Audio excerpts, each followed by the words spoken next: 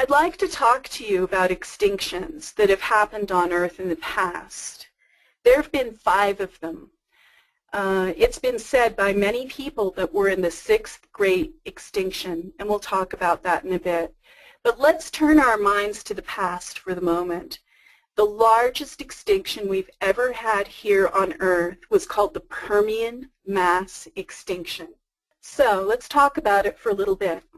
The Permian mass extinction happened 250 million years ago. This was before the dinosaurs existed. This was before any of that. It was fairly early on in life on Earth.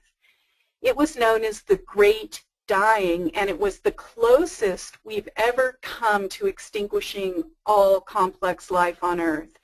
Pretty much everything died. It says here 90% of the species died out. I just watched another film the other night about the Permian mass extinction, and they said actually 95% of all the species on Earth died out. It was a huge event, and it was a worse toll even than the Cretaceous extinction that wiped out the dinosaurs 65 million years ago. This was the big one. How did it happen? It was caused by global warming.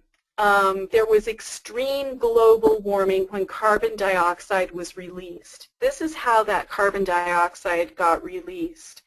Also, with the Permian mass extinction, there was a large meteor about the size of Manhattan.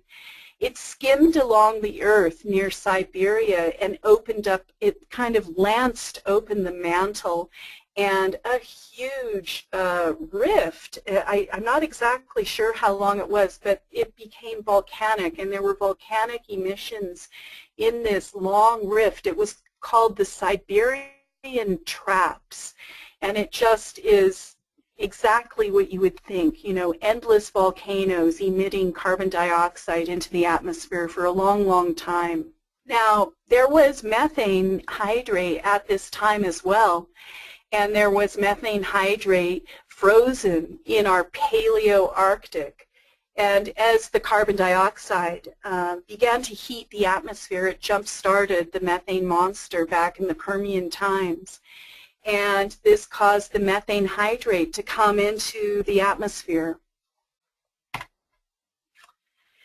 So, when the methane came into the atmosphere, it came out pretty severely. In fact, the entire methane system came out, and the methane plugs at the bottom of the Arctic Ocean broke, and they were actually sealing off a substance called mantle methane, which is formed by a geologic process, and it's formed very, very deep into the Earth at very high degrees.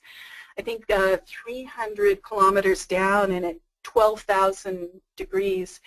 But in any case, it does exist. I've just found out about it this year myself. People are just still finding out about this substance. It doesn't really ever hurt us except when it comes out. It hasn't come out. When all of this happened in the Permian times, the average temperature on Earth rose to about 26 degrees Celsius, and that's about 80 degrees Fahrenheit. That might not sound like much. It was. That's an average temperature. There was a complete and utter deglaciation, and this produced the Permian mass extinction. So, the hard news for us to kind of take on board today is this. If our methane monster is unleashed, and it does appear that it's starting to become unleashed, this will lead to complete deglaciation of all the ice caps and of Greenland and of Antarctica eventually.